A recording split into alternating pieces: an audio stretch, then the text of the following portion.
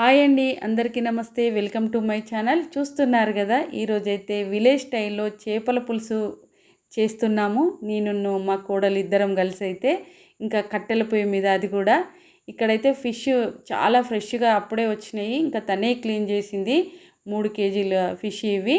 దీనిలోకైతే తను ఎలా చేస్తుంది, ఎలా చాలా సింపుల్గా ఈజీగా చేసేసింది.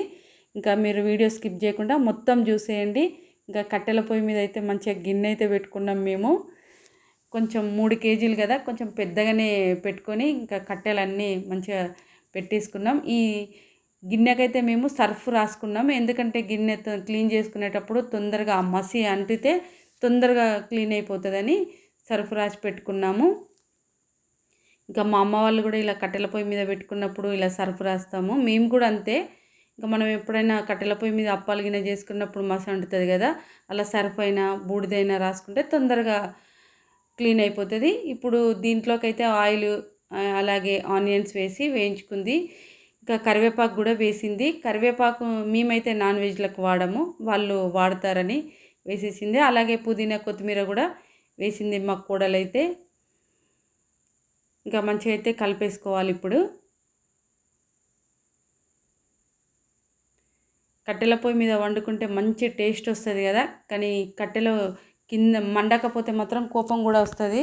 ఆ రోజు చూడమంటూ కొంచెం చినుకుల్లాగా పడేసి ఆ కట్టెలు అనేటివి తొందరగా మంట రాక కోపం కూడా వచ్చింది మాకైతే. ఇంక ఇప్పుడు దీంట్లోకి అల్లం వెల్లుల్లి పేస్ట్ కూడా వేసుకోవాలి. కొంచెం ఎక్కువనే, ఎందుకంటే మనం తీసుకునేది 3 కేజీలు ఫిష్ కదా.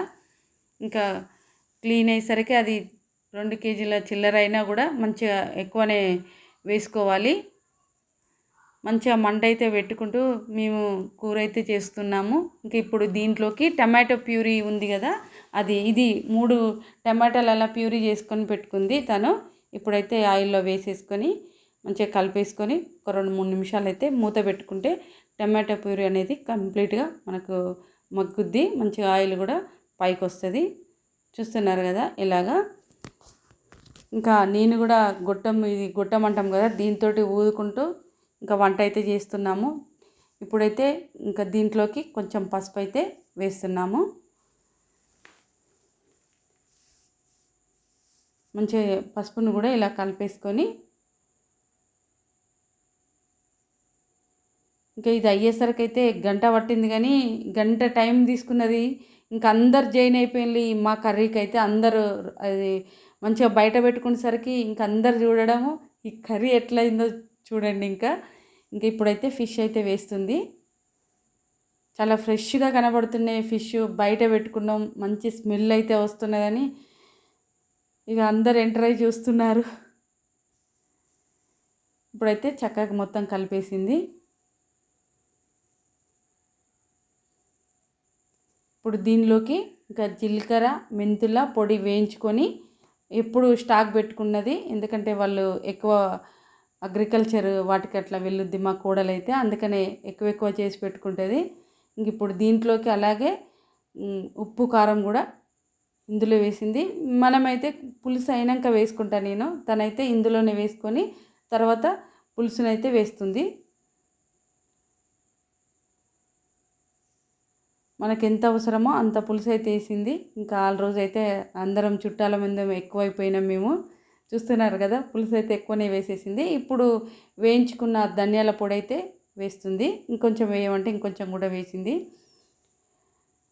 ఇంకా మూత తీసుకొని కాసేపు అయితే మంచిగా ఇలాగే మేము ఉడికించినాము. కాసేపు మూత పెట్టుకున్నాము, ఎందుకంటే మనం ఊదినప్పుడు మొత్తం అది బూడిద వస్తుందని కాసేపు మూత పెట్టుకున్నాం. చూస్తున్నారు కదా, కూర అయితే ఇలాగైంది. ఇంకా ఇప్పుడు కొంచెం కొత్తిమీర అయితే వేసాము. చూస్తున్నారు కదా, మంచిగా ముక్క అయితే ఇంకా విరిగిపోకుండా అయితే మంచిగానే ఉన్నదని మేమైతే అనుకున్నాము. ఇంకా ఇప్పుడు ఇందులోకి అయితే ఇంకా మా అమ్మ వాళ్ళు కూడా ఎంటర్ అయ్యారు. మా అమ్మ మా మేనత్త కూడా ఎంటర్ అయ్యి ఈ కూర ఎలా వచ్చింది ఇవన్నీ వాళ్ళైతే చెక్ చేసిండ్రు. ఉప్పు కారం ఎలా ఉంది అని ఇంకా అమ్మ అయితే చెక్ చేస్తుంది. ఇంకా కూర కొంచెం పలసగా అయిపోయింది, పులుసు ఎక్కువ అయిపోయిందని దిష్టి కూడా తీసింది అమ్మ అయితే.